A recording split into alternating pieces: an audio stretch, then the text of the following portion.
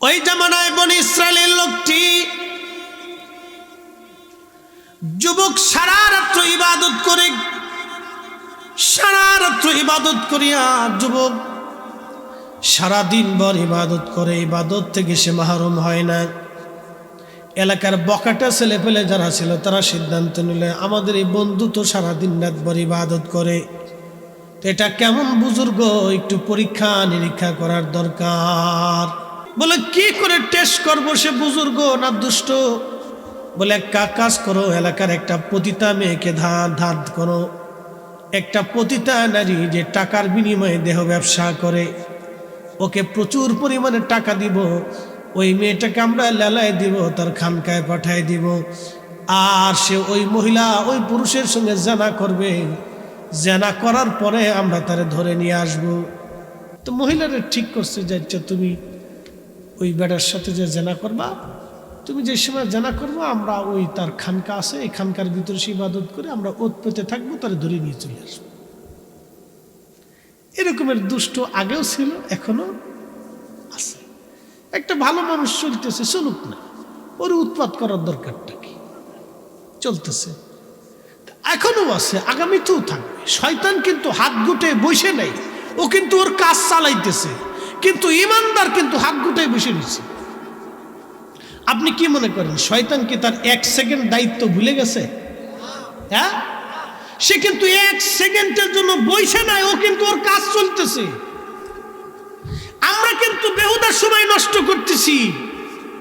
কোন পাপ কাজ করার জন্য যখন আপনাকে আপনার দিল সায় দেয়, তখনই বুঝবেন শয়তান আপনাকে কিনে বসছে। তখনই শয়তানকে লাথি মারতে হবে। যদি লাথি মারতে পারেন তাহলে আপনি ঈমানদার, এই কথা মনে রাখতে হবে।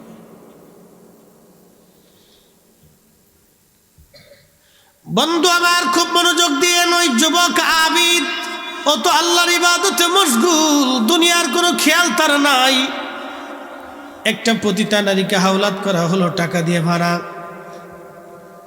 তার সঙ্গে যে কোনো মূল্যে তুমি জেনা করবা, আমরা তোমাকে ধরব, কিন্তু বহু পয়সা করি বাবা, চিন্তা করতে হবে না তোমার। তারে টাকা পয়সা সব বুঝাই দিল, নেও তোমার টাকা দিয়ে দিলাম। তো সারা রাত্রি ইবাদত করতেছে। তো ওই দিন আকাশে মেঘ জমছে, বৃষ্টি ঝড় তুফান চলতেছে। মহিলা চিন্তা করলো আজকে সুযোগ। তার একটা নির্দিষ্ট খানকা ছিল, ওখানে সে সারা দিন রাত ভর ইবাদত করত। তো ওই খানকার দরজায় যে মহিলা টোকা দিচ্ছে, কে এত রাত্রে আপনি? বলে আমি একজন বেগানা নারী, বিপদে পড়েছি, ঝড় তুফানের রাত, পথ হারিয়ে চলে আসছি আমি, আমাকে দয়া করেন, দরজা খোলেন, আমি বিপদগ্রস্ত হয়ে যাব, যদি আশ্রয় না দেন আমি আজকে ক্ষতিগ্রস্ত হব। তারও চিন্তা, এত রাত্রে একটা মহিলা বিপদগ্রস্ত, ঝড় তুফান চলতেছে, রাস্তাঘাটে কোথায় কোন পুরুষে দেখলে কি বিপদে ফেলাই দেয়, সবারই তো একটা চিন্তা। সে তো সহজ সরল মানুষ। একটা কথা মনে রাখবেন, যাদের বেশি তাকওয়া তাদের সহজ সরল বেশি থাকে, এত ফেজ বেচারা বুঝে। যারা বেশি আল্লাহর দিকে মন ঝুঁকায় দেয় তাদের অন্তর সবসময় সাদা সিধে থাকে। এরা এত দুনিয়ার ফেজ গোস এটা সেটা এইগুলো মাথায় নিতে সময় পায় না, এত টাইম মাথার ভিতরে নেই। তো আল্লাহর ওলি যুবক অন্তত সাদা সিধা, সে তো বুঝে নাই, দরজা খুলে দিছে। মহিলাকে ঘরের এক কোনায়, তার খানকার এক কোনায় আশ্রয় দিয়ে বলেন আপনার ওই কোনায় আপনি চলে যান, আপনি বিশ্রাম করতে থাকেন, সকালে ঝড় তুফান হলে আলো আসলে আপনি এখান থেকে বের হয়ে যাবেন। আর ওই যুবক যায় নামাজ তার বিছানো, নামাজে দাঁড়ায় গেল, সে নামাজ পড়ে, কিন্তু মেয়েটার উদ্দেশ্য তো খারাপ। তার চিন্তা হলো যে কোনো মূল্যে আমি তার সঙ্গে জেনা করব, যে কোনোভাবে পুরুষকে আকৃষ্ট করা লাগবে। এটা কিন্তু বড় কঠিন। কোনো সুন্দরী নারী যদি কোনো পুরুষকে আকৃষ্ট করার চেষ্টা করে, তাহলে এই পুরুষ স্থির থাকতে পারে না, সে আকৃষ্ট হয়ে যায়। কারণ এই সমস্যাটা আমাদের শুধু না, এটা আমাদের আব্বাজান আদম আলাইহিস সালাম থেকে চালু হয়ে গেছে। পতিতা নারী বারবার অঙ্গভঙ্গি দিয়া ওই যুবকটাকে আকৃষ্ট করার জন্য চেষ্টা করতেছিল। যুবক মানুষ তো যদিও আবেদ, কিন্তু যুবক তো। যৌবনের চাহিদা টকবাক করে তার শরীর, একদিকে আল্লাহর ভয়, অন্যদিকে যৌবনের বিরাট বড় চাহিদা। যুবক স্থির থাকতে পারল না, তার অন্তর তার সঙ্গে জেনার অভিব্যক্তি, মন বারবার বলে জেনা করতে। যুবক চিন্তা করলো শয়তান আমাকে পেয়ে বসেছে না। যুবক তার মনকে বলে, মন, দুনিয়ায় জেনা করে তুমি জাহান্নামে যাবা, জাহান্নামের আগুনে পুড়বা। এই জাহান্নামের আগুনে পোড়ার আগে, কারণ দুনিয়ার আগুনের চাইতে জাহান্নামের আগুনের তেজ হবে 70 গুণ বেশি। দুনিয়ার আগুনে তুমি একটু পুড়ে দেখো, দুনিয়ার আগুন আগে সহ্য করতে পারো কিনা। তার সামনে যে প্রদীপ ছিল, ওই প্রদীপের মধ্যে তার একটা আঙ্গুল ঢুকাই দিল, আগুনে আঙ্গুল পুড়ে গেল। তারপরেও সে নারীর সঙ্গে জেনা করতে যায় নাই, আবার নামাজে দাঁড়ায় গেল। মেয়েটা আবার চেষ্টা করলো, আবার আরেকটা আঙ্গুল আগুনের মধ্যে ঢুকাই দিল। ওই জেনা থেকে বাঁচার জন্য সে বারবার বারবার আগুনের ভিতরে তার 10টা আঙ্গুল দিয়ে, আগুন দিয়ে তার 10টা আঙ্গুল পোড়াই দিয়ে দিল, কিন্তু ওই নারীর সঙ্গে সে জেনা করে নাই। একবার জোরে বলা যাবে কি আল্লাহু আকবার। তেলের গাড়ি তেলে চলি,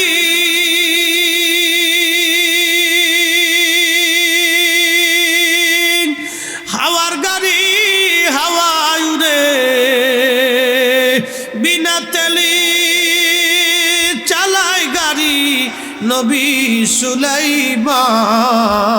আমরা সেই মুসলমান, আমরা সেই মুসলমান, আমরা সেই মুসলিম, আমরা সেই মুসলমান, আমরা সেই মুসলমান। কিন্তু মসজিদে জুতা চুরি করি, হারাম খাই, সুদ খাই, অন্যের ক্ষতি করি, অন্যের জমি নষ্ট করি, অন্যের টাকা নষ্ট করি, অন্যের টাকা মাইরে দিছি আর দেওয়ার নাম নাই, মিথ্যা কথা বলে, মিথ্যা তহমত দেই, অন্যের নামে মিথ্যা ক্ষতি রটাই বেড়াই। কথা বলেন ঠিক না বেঠে? 10টা আঙ্গুল পোড়ানোর পরে আল্লাহ পাক ওই নারীটাকে ওই অবস্থায় স্টক করে মেরে ফেললেন। নারীটা মরে গেল। ওই যে বকেটেরা যারা সিদ্ধান্ত নিয়ে আসছিল ওদের জেনা করে, ওরা ঘরের ভিতরে ঢুকে দেয় বেডি মরে গেছে। তখন তার অত্যাধুনিক প্রযুক্তি সিস্টেম নাই, তা বলতেছে তুমি এই বেগানা নারীটারে ঘরের ভিতরে আইনি মেরে ফেলছো। কি এক বিপদ না! এই মুসিবত, এই বিপদ। রাজার দরবারে বিচার চলে গেল। রাজা ডেকে নিয়ে বললেন, যুবক তুমি কি তাকে হত্যা করছো? যুবক বলে, না। আল্লাহর আবেদ বান্দা বলল, না, আমি তারে হত্যা করি নাই। কিন্তু রাজা বলল, আমার তো সাক্ষীর দরকার, তোমার বিরুদ্ধে তো অনেক সাক্ষী, কিন্তু তোমার পক্ষে তো কোনো সাক্ষী নাই। তোমাকে মৃত্যুদণ্ড দিলাম। আল্লাহর আবেদ যুবক বান্দা ডাক দে বলল, রাজা আপনি আমাকে মৃত্যুদণ্ড দিলেন, ঠিক আছে, কিন্তু আমার একটু সময় দেন, আমি 2 রাকাত নামাজ পড়ে আল্লাহর দরবারে হাত বাড়াইতে চাই। অ্যাটেনশন, এই যে দুয়া আজকে বাদ দেওয়ার জন্য উঠে পড়ে লাগছে, তার মানে আগের জমানাও দুয়া ছিল।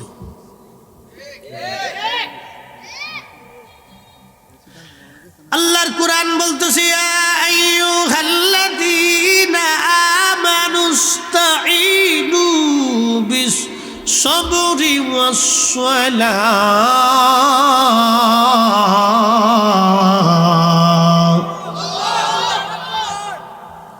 আল্লাহর কোরআন বলতেছে, বান্দা ও ইমানদার, তুমি সালাত এবং সবরের মাধ্যমে আল্লাহর সাহায্য নাও। সালাত এবং সবরের মাধ্যমে আল্লাহর সাহায্য নাও। সালাত এবং সবরের মাধ্যমে আল্লাহর সাহায্য নাও।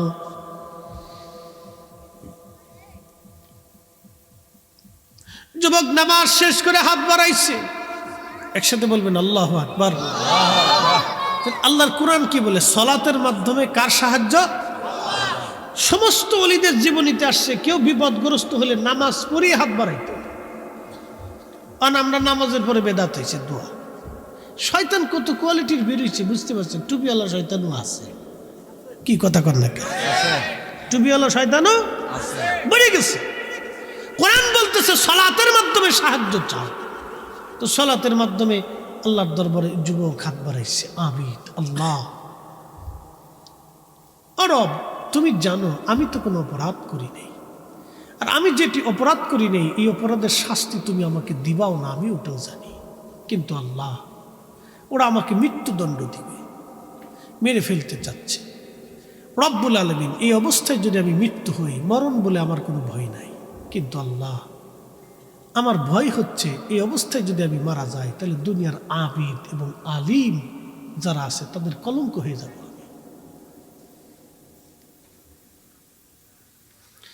দুনিয়ার আবিদ এবং আলিমের কলঙ্ক হব আমি। আল্লাহ তোমার কাছে দরখাস্ত, দুনিয়ার কোন আলিম এবং আবিদের কলঙ্ক তুমি আমার বানাইও না আল্লাহ। দুনিয়ার কোন আলেম কোন আবেদের কলঙ্ক তুমি বানাইও না আল্লাহ। দুনিয়ার কোন আবিদ কোন আলিমের কলঙ্ক তুমি আল্লাহ বানাইও না। তখনই আমার রব্বুল আলামিন দোয়া কবুল করলেন, ওই মৃত্যু নারীটা আস্তে করে জিন্দা হয়ে গেল। একবার জোরে বলা যাবে কি আল্লাহু আকবার। মরা জিন্দা হয়ে গেল। ওই মরা নারী ডাক দেয়া বলতেছো, রাজা তুমি যাকে আমার মৃত্যুর জন্য দায়ী করতেছো সে আমার মৃত্যুর জন্য দায়ী না, আমি বাহানা দিতে গিয়েছিলাম, আমি অন্যায়কারী। আমার ওই যুবকের দিকে তুমি তাকাও, তার 10টা হাতের আঙ্গুল পুরায় ফেলছে, আমার সাথে জেনা করবে না বিধায় সে একেবারে নির্দোষ, আল্লাহওয়ালা, তার কোনো দোষ নাই। এই কথা বলার পরে ওই মহিলা আবার মারা গেল। এবার সবাই বুঝতে পারলো না এই যুবক আল্লাহর অনেক বড় ওলি, আল্লাহর বন্ধু। একবার জোরে বলা যাবে কি আল্লাহু আকবার। বুঝতে পারছেন? নবীর উম্মত খুবই মনোযোগ দিয়ে শুনিয়া যান। আল্লাহ বললেন, ওয়া মিনাল লাইলি ফাতাহাজ্জাত বিহি নাফিলাতান লাক। নবী গো, আপনি তাহাজ্জুদ নামাজ পড়বেন, এটা আপনার জন্য অতিরিক্ত। যদি আপনি তাহাজ্জুদ নামাজ পড়েন তো আমি আল্লাহ একটা পুরস্কার দিব। আশা আইয়াবআসাকা রাব্বুকা মাকামাম মাহমুদা।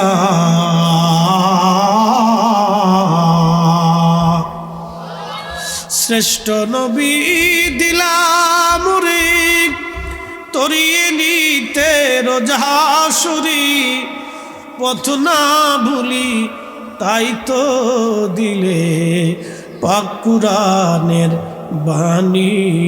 খুদা তোমার মেঘের বাণী, সুন্দর ফুল সুন্দর ফল, মিঠা নদীর পানি, খুদা তোমার মেঘের বাণী। আমরা সেই নবীর উম্মত যে নবীকে মাকামে মাহমুদ ওয়ালা বানানো হইল। পৃথিবীর সব রাজা বাচ্চা, জ্ঞানী গুণী সায়েন্টিস্ট, পৃথিবীর ধনী ধনী ব্যক্তি, দুনিয়াতে যাদের অনেক বিরাট বড় সম্মান, কিয়ামতের ময়দানে তারা হবে অপমানিত।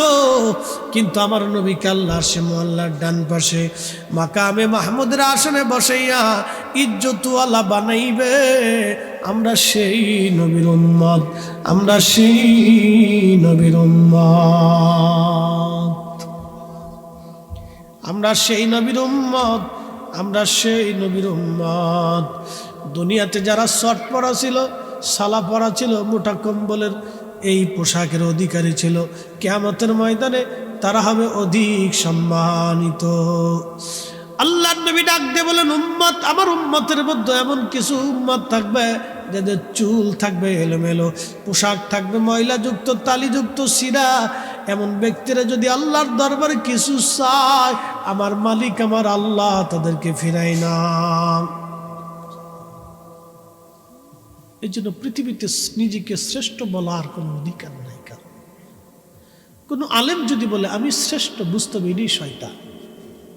কোনো বক্তা যদি বলে আমার নাম নিচে দিলেন কেন, আমার তো উপরে থাকার কথা, আমি অনেক বড় ফেমাস বক্তা, বুঝবেন এটা শয়তানের ভাই। কোনো ডাক্তার যদি বলে আমি সর্বশ্রেষ্ঠ বড় ডাক্তার, আমার যদি কোনো ডাক্তার নাই, তো বুঝবেন এর ভিতর শয়তানি আছে। কেউ যদি বলে হ্যাঁ বেটা আমি অনেক পয়সার মালিক, আমার চিনিস, আমি অনেক কিছু এই সেই ঘোরার দিমাগ, বুঝবেন এটা শয়তান। বুঝতে পারছে? বুঝতে হবে। রাসূল কারীমের বহু সাহাবী যাদের পোশাক ছিল না, আমাদের তো অনেক বড় দামি পোশাক, অনেক জুব্বা, অনেক পাগড়ি, অনেক কিছু আমাদের আছে, কিন্তু তাদের কিছুই ছিল না। মুয়াজ্জিন বেলাল, আহারে একটা চাদরে সারা জীবন গেছে, দিনহীন ভাবে চলেছে। কৃতদাস ছিলেন, কোনো সম্পদ তার ছিল না, কোন রকম দিন পার হয়েছে, কোনোদিন খেয়ে কোনোদিন না খেয়ে, কিন্তু নবীর মসজিদের বারান্দা কখনো ছাড়েন নাই। আজান দিয়েছেন, 23 বছরের জীবন।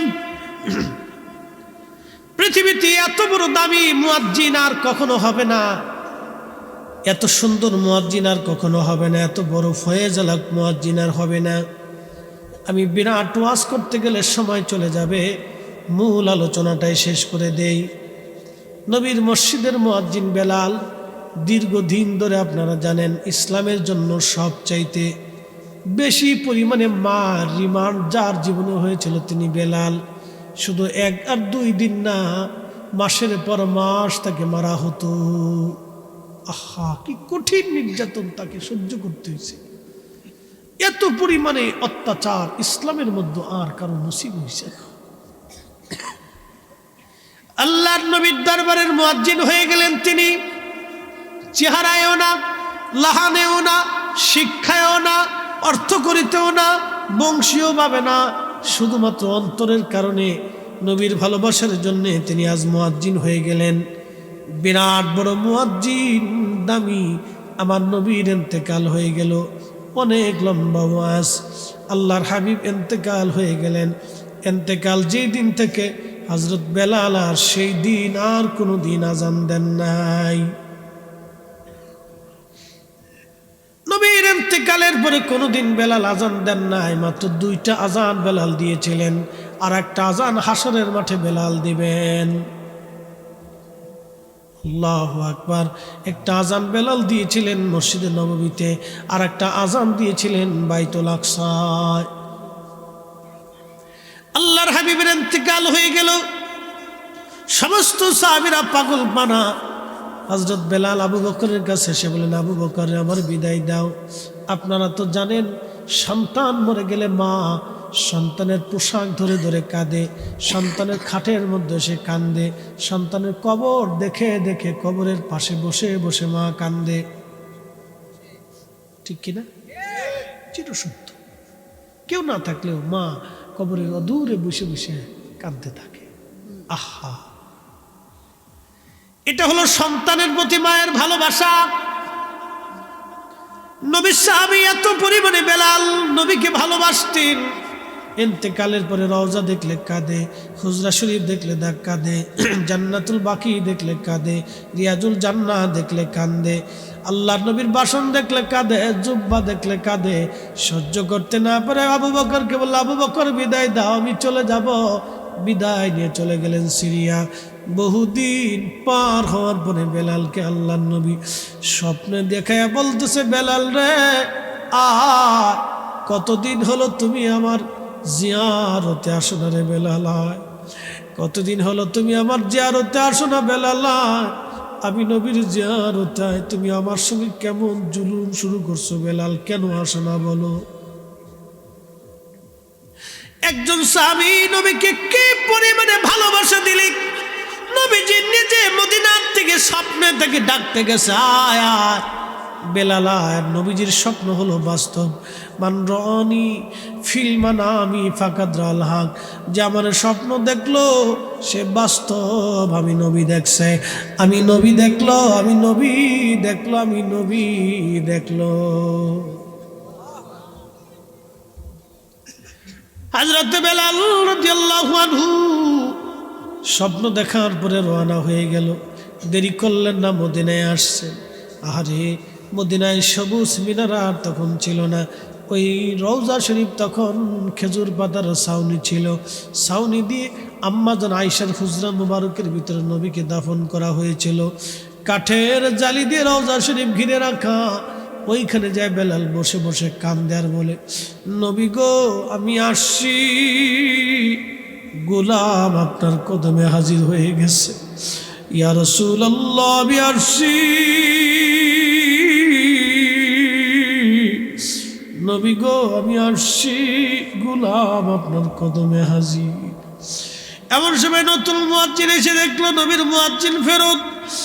ডাক দেখো সাহাবীরা, নবীর মুয়াজ্জিন বেলাল আসছে, তোমরা এসে দেখো। সব সাহাবী ঘর থেকে বের হয়ে দৌড় মারছে, আহা বেলাল ফিরে আসছে। সাহাবীরা এসে দেখলো নবীর মুয়াজ্জিন বেলাল বসে বসে কান্দে। ডাক দেয়া বলতেছে সাহাবীরা, ডাক দে বলে, বেলাল রে তুমি কান্দো, কতদিন হলো তোমার কণ্ঠের আজান শুনি না। বেলাল রে যে আজান নবীরে শুনাইতো, একটা বার মিনারায় যাও আমরা সে আজান শুনা। সাহাবীদেরকে বেলাল ডাক দেখা, সাহাবীরা রে আমি আজান দিলে নবী আসতো, বলো আজকে আজান দিলে কি নবী আসবেনি? সাহাবীরা গুনগুন করে কান্দার বলে, বেলাল আজান শোনাও, নবীর ইন্তেকালের পরে তো আর তুমি আজান দাও নাই, আমরা আজান শোনায় যাও। বেলাল ডাক ডাকা, সাহাবীরা রে বলো নবী আসবেনি? আল্লাহর নবী সাহাবীরা বলতেছে, বেলাল আপনার কোথায় আজান দেবে না? হাসান আর হুসাইন আসেনি, জিজ্ঞেস করো। সাহাবীরা দৌড়াই গেলেন হাসান আর হুসাইনকে আনার জন্য। দুই ভাই নানা চেহারা পাইছিল, দোনো ভাই দৌড়ায় আসছে। দোনোজনকে দেখতে নবীজির চেহারার মতো দেখা যাইত। বেলাল রওজা শরীফ থেকে উঠিয়া ইমাম হাসান আর হুসাইনের বুকের মধ্যে মাথা ঠাকায় ঠাকায় বেলাল কাঁদতেছে। ইমাম হাসান ডাক দেখো, নানার মুয়াজ্জিন যেই কণ্ঠ দিয়া নানারা আজান শোনাইতে আজকে মিনারায় যাও, আমাদেরকেও আজান শোনাও। নবীর মুয়াজ্জিন দৌড়াইয়া সেই মহিলার ছাদের উপরে গেলেন। বনু নাজ্জার গোত্রের মহিলার ছাদের উপরে দাঁড়ায় বেলাল আজান শুরু করছে। আল্লাহু আকবার, আল্লাহু আকবার, আল্লাহু আকবার, আল্লাহু আকবার, আশহাদু আল্লা ইলাহা ইল্লাল্লাহ।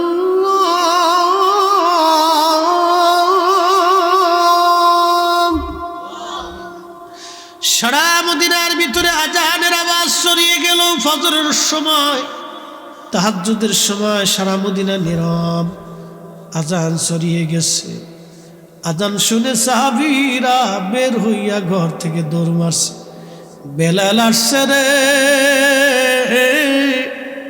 বেলাল বুঝি আজ আসছে। দৌড়ায় আসে দেখতেছে নবীর মুয়াজ্জিন বেলাল আজান দেয়। মদিনার সব সাহাবীদের মধ্যে আওয়াজ আসলো, নবী কি ফিরে আসছে?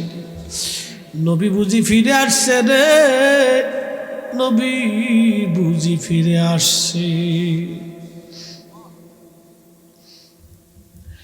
সাহাবীরাও কান্দে, মহিলারাও কাঁদে, বাচ্চারাও কাঁদে, যুবকরাও কাঁদে। সারা মদিনায় কান্নার রোল পড়ে গেল। প্রিয় নবীর ইন্তেকালের পরে এমন ভাবে মদিনাবাসী আর কোনোদিন কান্দে নাই। আরে মদিনার মানুষ নবীকে সবচাইতে বেশি ভালোবাসত। মদিনার মানুষ দিল দিয়ে নবীরে ভালোবাসত, অন্তর দিয়ে। হে রাসূল তোমায় ভালোবাসি, অন্তরে শুধু, মুখে নয়, জান্নাতের আশায় নয় হে রাসূল, জাহান্নাম কেউ ডরি না।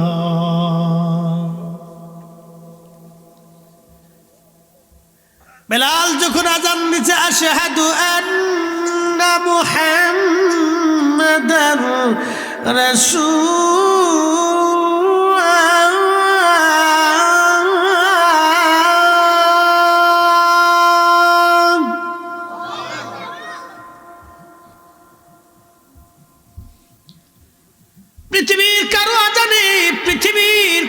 আজানে পৃথিবী কাঁপে নাই, কারো আজানে কোনোদিন পৃথিবী কাঁপবে না। একজনের আজানে দুনিয়ার মাটি কেঁপে উঠেছিল। বেলাল যখন আমার নবীজির নাম নিয়ে টান দিল, মদিনার মাটি স্থির থাকতে পারে নাই, মাটি পর্যন্ত থরথর থরথর করে কেঁপে উঠল। একবার আওয়াজ তুলে বলা যাবে কি ইয়া রাসূলুল্লাহ? মাটি পর্যন্ত কেঁপে উঠেছিল সেই দিন থরথর থরথর করে। তাহলে বোঝেন তো আজানের ফয়জত কি কঠিন, ইশকে রাসূল কত কঠিন। আজানে পৃথিবী কেঁপে উঠল সেই দিন। বেলাল অজ্ঞান হয়ে গেলেন, হুঁশ ফিরে আসছে, রওজা শরীফে যে কান্দে। হুজুর, গোলাম হাজির হয়েছিল, আজান দিয়েছি, গোলাম হাজির হয়ে গেছি, আপনি আসেন নাই গো নবীজি, আর আমি আজান দিব না।